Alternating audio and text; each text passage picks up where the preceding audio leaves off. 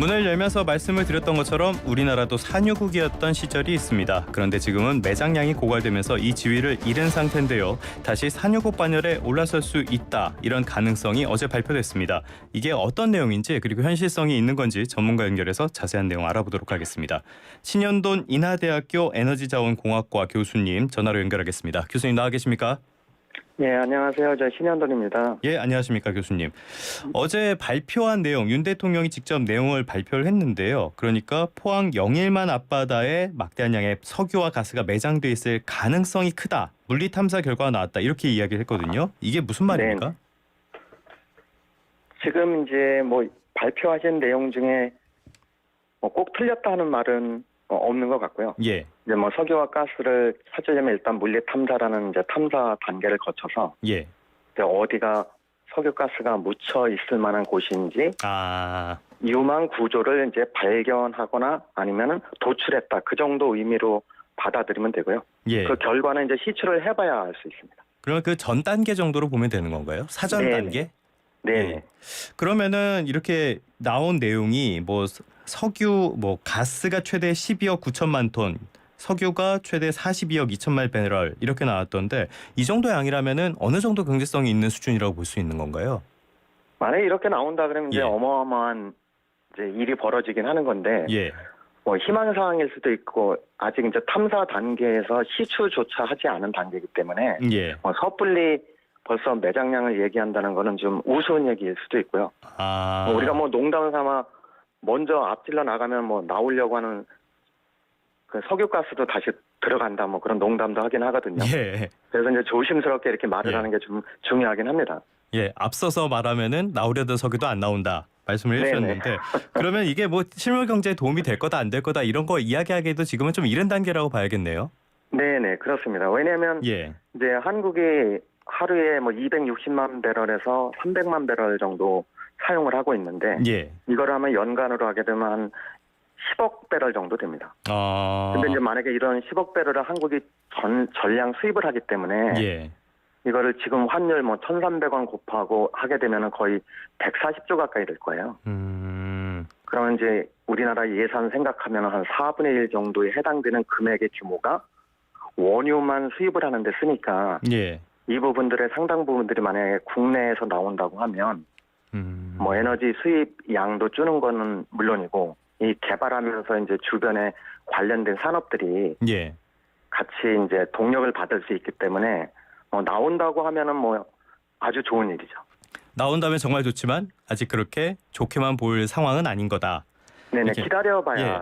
알겠습니다. 그러면 긁지 않은 복권 같은 건데 이번에 물리 탐사를 진행한 기업이 미국의 액트지오 이런 회사던데요. 이 회사가 뭐 유명하고 신뢰성이 있는 회사인가요?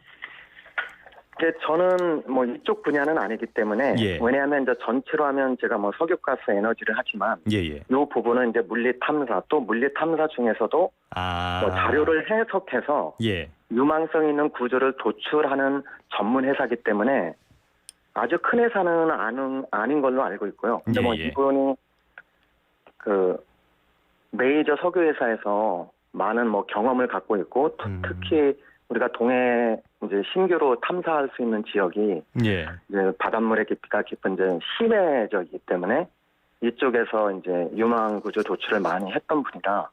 그분들의 이제 뭐 자문이나 용역을 받은 정도라고 이해를 하시면 될 것 같습니다.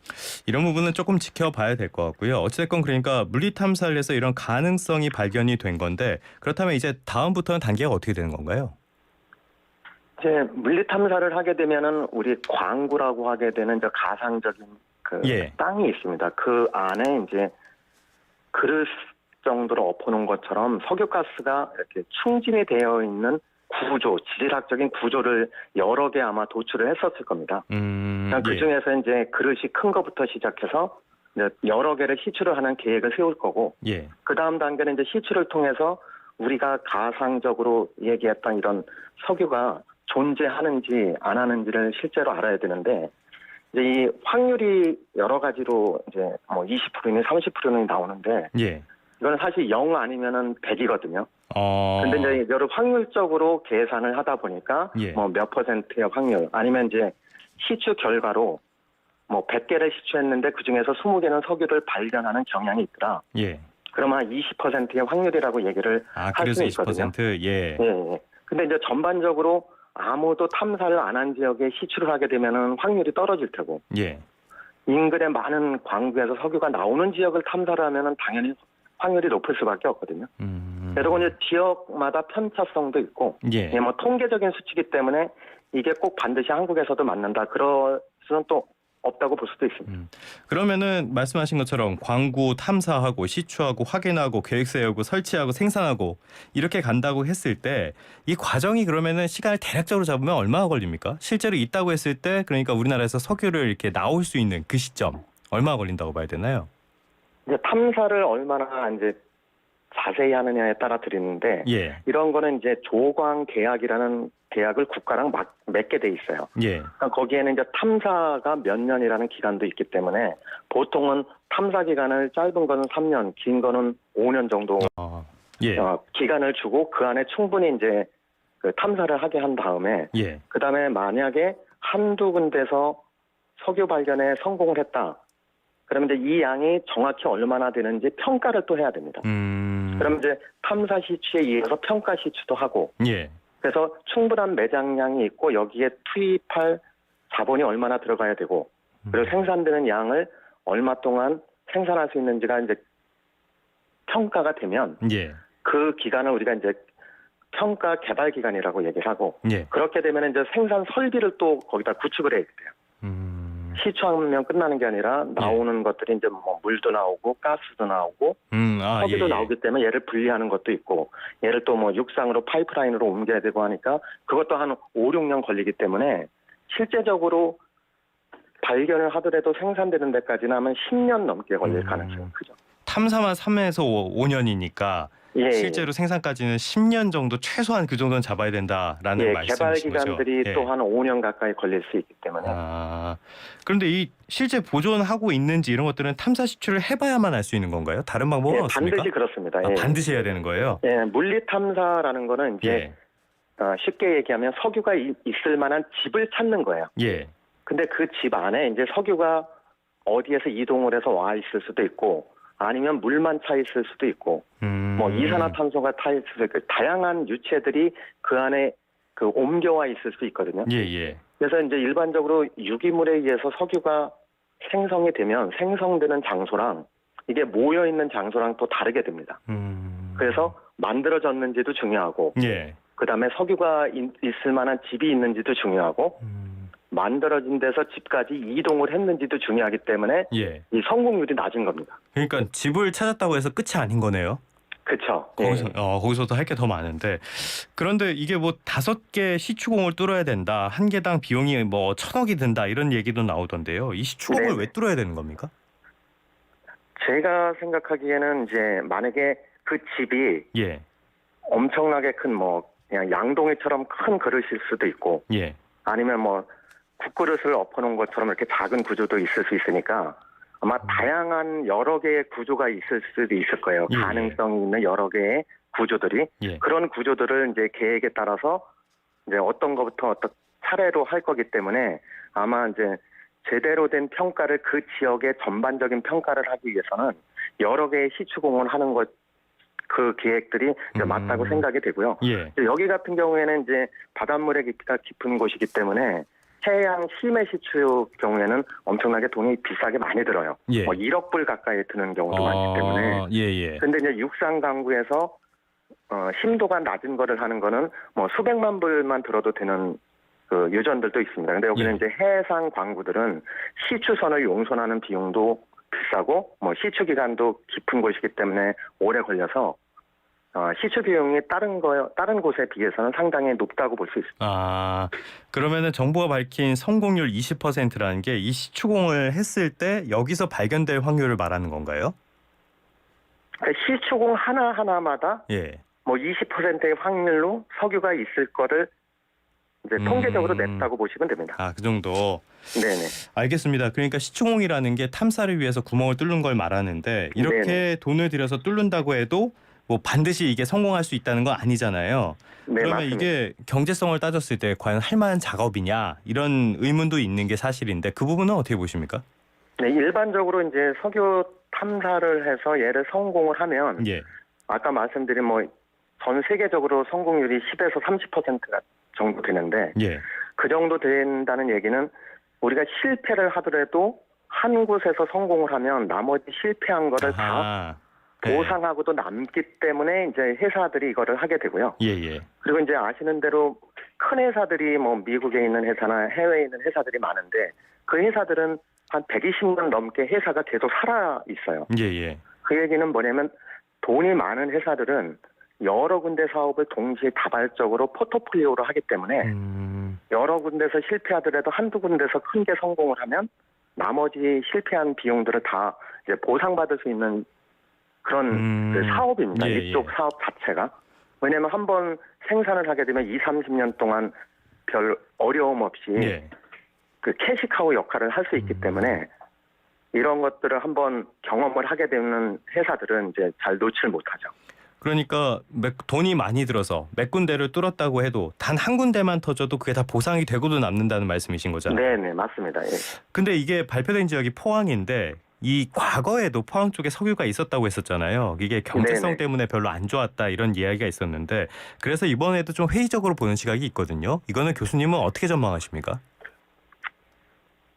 예, 어떤 전문가들에 예. 따라서 이제 어떤 그 컨셉을 적용하는지에 따라서 아마 부정적인 의견도 있고 긍정적인 의견도 있는데 예. 이거 자체가 시도를 하지 않으면은 발견이 안 되는 거거든요. 아. 그러니까 어떻게 보면 이제 복권이랑 거의 비슷할 수도 있어서 그렇죠. 로또 1등이 되려면 일단 복권을 사야죠. 그렇죠. 예. 사는 건데 이제 그게 복권이랑 다른 거는 안 될 확률이 뭐 똑같이 있긴 한데 얘는 기술적으로 극복할 수 있는 부분도 있거든요. 예. 근데 이제 아까 말씀드린 대로 어디에서 석유가 만들어지는 데가 있다. 그다음에 이동을 했다. 그다음에 그런 집이 있다. 요 세 가지가 골고루 맞으면 되는데 예. 일단 동해 쪽에서는 우리가 가스를 개발한 경험이 있기 때문에 동해가스전. 석유가 만들어진 장소로는 분명히 가능하다. 아. 이제 그거의 리스크는 일단 어느 정도 해지가 됐다고 보면 예. 이제 마이그레이션이 되느냐, 그러니까 이동이 되느냐, 아니면 이제 집이 있느냐 그런 것들만 확인하는 과정이기 때문에 뭐 한 번쯤 해볼 만한 그 가치는 있다고 생각은 합니다. 그러니까 좀 돈이 들더라도 안 하는 것보다는 해볼 만한 가치는 있다. 이런 그렇죠. 예. 예. 안전성 우려는 없습니까? 뭐 소규모 지진이라든지. 시추 자체가 지진을 발생하지는 않습니다. 아. 그래서 이제 많은 분들이 예. 이제 우려하시는 것들이 전에 이제 포항에서 지진이 한번 그렇죠. 지열하면서 있었던 부분들이 있었고 이제 지열이나 그다음에 이제 미국에서 잘 알려진 셰일 가스 같은 거를 개발을 할 때는 수화 파쇄라는 거를 하게 됩니다. 그게 뭔가요? 그러니까 석유 가스들이 이렇게 지나갈 수 있는 공급이 별로 없어서 예. 얘를 잘 생산하려면은 물을 고압으로 넣어서 암석을 깨면 깨진 면을 따라서 유체를 생산하는 방법이거든요. 예. 근데 이제 그런 것들을 석유 시추에서 하는 건 아닙니다. 그거는 이제 저류층이 아주 나쁜 경우에 예. 기술적인 도움을 받아서 생산을 더 하기 위해서 이제 수압 파쇄를 하는데 지금 시추하는 것 자체는 예. 이런 작업이랑은 아무런 관련이 사실은 없습니다. 그런 부분에 대한 좀 우려는 덜어도 될 것 같습니다. 네, 근데 다만 이제 여러분들 영화에서 보신 것처럼 이제 그 2010년도인가 그쯤에 이제 걸프 오브 멕시코에서 디워터 호라이즌 그 폭발 사고가 난 게 있었죠. 예. 그거는 이제 시추하는 과정에 뭐 안전적인 여러 장치가 있는데 그거를 이제 잘 관리를 못해서 나온 거고 대부분의 경우에는 그 관리가 잘 되기 때문에 그런 리스크들은 거의 없습니다. 그러니까 관리만 잘 되면 큰 문제는 없을 거라는 말씀이시네요. 네네. 시추는 오래된 기술이기 때문에 기본적인 그 프로토콜이 다 있어서 그거대로만 잘 수행을 하면 큰 탈 없이 시추는 안정적으로 할 수가 있습니다. 알겠습니다. 그런데 이 프로젝트가 사실 이번에 갑자기 발표된 건 아니고 예전부터 하던 프로젝트 맞나요, 이게? 지금 이제 국내도 대륙붕이 서해도 있고 남해도 있고 동해도 있으니까 이제 전에는 이제 돈도 없고 그러다 보니까 이제 관심 있는 지역을 찍어서 이렇게 시추를 하다 보니까 이제 전반적으로 한반도에 있는 그 석유가스의 포텐셜을 조사할 수 있는 프로그램들을 잘 런칭을 하기가 어려웠습니다. 예. 그래서 전에는 뭐 10년 대륙붕 종합개발 계획 같은 것도 이미 해본 적도 있고, 근데 이제 그런 것들이 우리가 원하는 대로 시추를 많이 해야 정보도 많이 얻을 수 있는데 이게 예산이 많이 들어가다 보니까 항상 예산 순위에서 급하지 않은 걸로 밀리게 돼요. 그렇게 되면 일을 추진을 할 수가 없으니까 뭐 매년 3등으로 우선순위를 하게 되면 1, 2등만 하게 되면 10년이 지나가도 3등은 기회가 안 오는 거랑 똑같아요. 그래서 이제 작년에 아마 국내 대륙붕 개발 종합 계획을 세우는 거를 이제 광개토 프로젝트라는 이름으로 제가 기억하기에는 작년 6월 달쯤에 아마 심포지움을 했었을 겁니다. 그래서 뭐 산학연이 합동을 해서 한번 해보자. 이제 거기에 따른 계획에 따라서 이거를 이제 실천을 할 생각으로 이제 아마 발표가 된 것 같은데 이게 뭐 국가 예산이 없으니까 아마 이제 예산과 맞물려 있기 때문에 아마 대통령께 뭐 보고가 되지 않았나. 그래서 뭐 대통령께서 이제 이게 뭐 관심이 계시니까 브리핑을 하지 않았나 뭐 그렇게 그냥 추정만 하고 있습니다. 네, 알겠습니다. 말씀해 주신 것처럼 이게 가능성이 보장된 길도 아니고요. 돈도 많이 들고 쉽지도 않다. 그래서 반대하는 목소리도 있을 것 같은데요. 자원 확보 노력을 게을리해서 안 된다. 이런 목소리도 나온 게 분명한 사실입니다. 우리가 석유 탐사 개발을 포기해서 안 되는 이유, 교수님은 뭐라고 말씀하시겠습니까?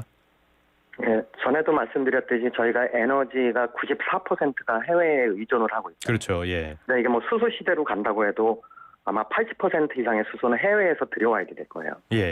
한국에는 이제 뭐 영토도 좁고 그다음에 매장돼 있을 가능성도 없기 때문에 그런 현실을 감안을 하면은 뭐 석유가 100불이면은 140조가 돈이 나가잖아요.